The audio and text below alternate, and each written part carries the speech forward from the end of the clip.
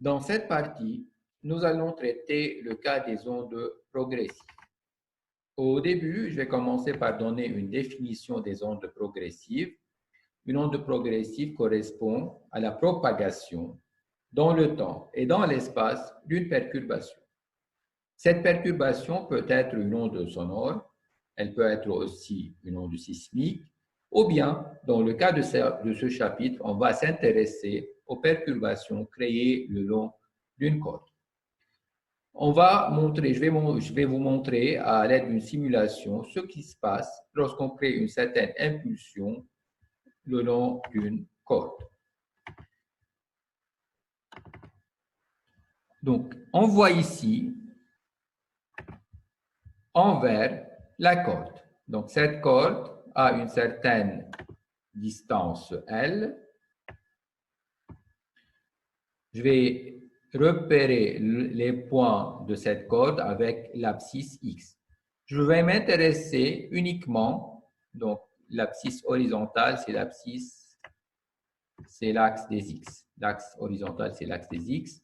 Et l'axe vertical, c'est l'axe des Y. Je vais m'intéresser particulièrement à deux positions. La position initiale, x égale à 0, c'est là où je crée mon impulsion, à x égale à 0. Et une autre position où je vais observer l'impulsion. Donc, je vais considérer par le point bleu ici. Je vais noter ce point A. Donc, à la position x, A. Donc, je vais observer la variation de y en fonction de x.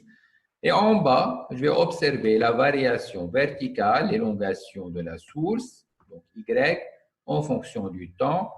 Et le graphe le plus bas, c'est aussi l'élongation du point sélectionné, donc de x à x égale à a, en fonction du temps. Donc, les deux graphes du bas, ce sont l'évolution temporelle et le graphe que je vais observer en haut, c'est l'évolution spatiale. Si je lance ma simulation, donc si j'envoie une impulsion, donc cette impulsion a une forme, après un certain temps, donc ça c'est l'impulsion initiale que j'ai créée en x égale à 0, après un certain temps t, mon impulsion est arrivée au point xa. Ces deux impulsions ont la même forme, ils sont identiques. Après, donc là, j'ai envoyé une impulsion. Si je continue, après un certain temps, ma corde va revenir à sa position d'équilibre et elle ne bougera plus. Maintenant, si je considère un cas qui m'intéresse le plus, c'est d'envoyer une certaine impulsion périodique, donc une onde. Et cette impulsion périodique peut être une onde sinusoïdale. On utilise les fonctions sinusoïdales parce que ce sont les fonctions mathématiques qu'on connaît facilement leur méthode de calcul et de traitement. Donc, si j'envoie maintenant une onde sinusoïdale, donc je bouge ma corde d'une façon périodique, vous voyez bien la même chose. Après un certain temps, à la position x égale a, j'aurai le même type de variation qu'en x égale à 0. L'impulsion a pris un certain temps pour arriver à la position A. Donc, c'est le temps de propagation d'une onde. On sait que la distance xa va être égale à la célérité de cette onde le long de la corde fois le temps. Donc, si je connais la distance xa, je peux facilement déduire la célérité de cette onde le long de la corde. Maintenant, si j'arrête cette onde-là, si vous voyez ici, donc là, à un certain temps précis, à t fixé, je peux voir l'évolution y en fonction de x. Donc, la corde, la variation de la corde, c'est y en fonction de x à un certain temps donné. Les deux graphes du bas, donc le graphe rouge et le graphe bleu, c'est y en fonction du temps à x fixé. Le graphe vert, c'est l'évolution y en fonction de x à t fixé. Donc, on a une variation spatio-temporelle le long d'une corde. on a une corde de longueur L et on va observer l'élongation verticale de cette corde en fonction de la position X. Donc, on va observer Y en fonction de X. On va engendrer une onde en faisant bouger une extrémité de cette corde. Et cette onde, elle va se propager à une vitesse V vers la droite. On va prendre deux photos. La première à l'instant T1 et la seconde à l'instant T2. Donc regardez par exemple une position particulière de la corde. Bon, je vais choisir aléatoirement ce point. Lorsque la corde était au repos, Y dans ce cas est égal à 0. Lorsqu'on a bougé cette corde, on remarque que la même position, dans ce cas-là, à l'instant T1, Y devient positif et à l'instant T2, cette même position, Y est négatif. Donc, ce qu'on remarque, que chaque élément de la corde, en fonction du temps, sa position, son élongation verticale va varier en fonction du temps. On voit sur cette figure l'élongation verticale Y en fonction de X d'une corde traversée par une onde.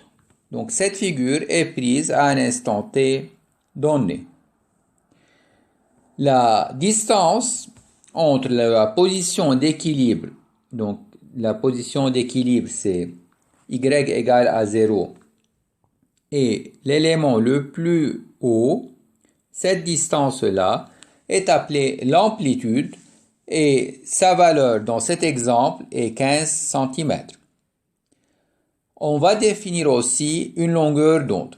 La longueur d'onde, c'est la distance qui sépare deux maximums consécutifs. Les maximums consécutifs, on les appelle les crêtes. Donc la différence entre deux maximums consécutifs, donc ici, cette distance-là est la longueur d'onde lambda, et c'est une distance, donc son unité en système international est le mètre. Dans cet exemple, lambda est égal à 40 cm. Maintenant, on va observer l'élongation verticale Y d'un point d'une position fixée de la corde en fonction du temps. Donc on va choisir un point, un élément sur la corde et on va observer la variation verticale de cette position Y en fonction du temps. Vous voyez ici la forme de cette variation. Donc on va définir la période T, grand T, comme étant la différence entre deux maximums consécutifs ou bien deux minimums consécutifs. Donc ça, c'est la période T. Et la fréquence, bien sûr, c'est 1 sur la période. Et on sait, ou bien on a dit qu'on a une onde qui se déplace vers la droite avec une vitesse V. Cette vitesse de propagation, sa valeur est égale à la longueur d'onde divisée par la période, parce qu'on a besoin d'une période pour qu'on puisse mesurer une longueur d'onde. Donc V égale à lambda sur T. Lambda, c'est bien sûr, c'est la longueur d'onde, c'est en mètres, et la période, c'est en secondes. On a défini au premier chapitre la pulsation angulaire oméga comme étant le rapport de 2π divisé par la période t. L'unité de oméga, c'est le radian par seconde. On va définir de la même façon une quantité physique qu'on va appeler le vecteur d'onde, K, et K, c'est égal à 2π divisé par la longueur d'onde, et son unité dans le système international, c'est le radian par mètre. On sait que notre onde a une dépendance, l'onde progressive a une dépendance spatio-temporelle. Nous, on travaille avec une onde sinusoïdale. Donc, sa forme, elle doit être une forme sinusoïdale. Donc, on va choisir la fonction cosinus. On a vu sur y en fonction de t, donc on a une dépendance temporelle. Donc, ça va être oméga fois t. Et comme notre onde se déplace vers la droite, ça va être oméga t moins, et la variation de y en fonction de x, c'est une forme sinusoïdale, mais là, ça dépend du vecteur d'onde k fois la position x. Donc vous voyez bien qu'on a une variation temporelle et spatiale. Donc l'onde, ou bien la fonction d'onde qu'on va appeler maintenant y x de t, parce qu'elle dépend des variables x et t, position spatiale et temporelle, et temps temporel, cette forme, ça va être égal à A, qui est l'amplitude, fois un terme sinusoïdal qui dépend des deux variables t et x, et la forme, ça va être égal à oméga t moins kx. Maintenant, vous pouvez changer un peu à l'intérieur du terme cosinus en utilisant oméga égale 2pi sur la période et v égale lambda sur t. Vous allez obtenir a cosinus 2pi sur lambda v fois ici t petit t qui est la variable temporelle moins x. D'une façon générale, on va ajouter, si on a une onde qui se déplace vers la droite, donc c'est très important de savoir le sens de propagation de l'onde. La forme générale, c'est A cosinus oméga t moins kx plus phi. Phi étant une constante qu'on appelle la constante de phase. Si cette onde se propage vers la gauche, la forme va être A cosinus oméga t plus kx plus phi.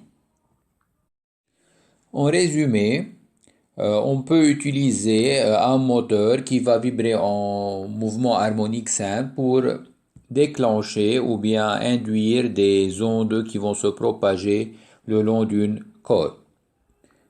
Chaque élément de la corde, par exemple le point P, peut être considéré comme un oscillateur harmonique simple qui vibre à la même fréquence d'oscillation que le moteur. Chaque élément oscille dans la direction Y, donc c'est l'élongation verticale. L'onde se déplace dans la direction des X à une vitesse donnée V. On sait que si on a une onde qui se propage vers la droite, si on considère la constante de phase initiale phi égale à 0, on a Y égale A cosinus oméga t moins kx. On peut utiliser l'équation d'onde yx de t pour décrire le mouvement de tout élément de la corde. On peut aussi calculer la vitesse transversale v de y, donc d'un élément de la corde, en faisant la dérivée de la position en fonction du temps. Donc ça va être égal à moins a sinus oméga t moins kx.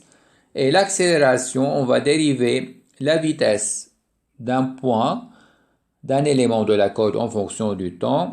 Donc ça va être égal à moins a oméga au carré cosinus oméga t moins kx. La vitesse et l'accélération dépendent à la fois de x et de t. Donc ce sont des variations spatio-temporelles.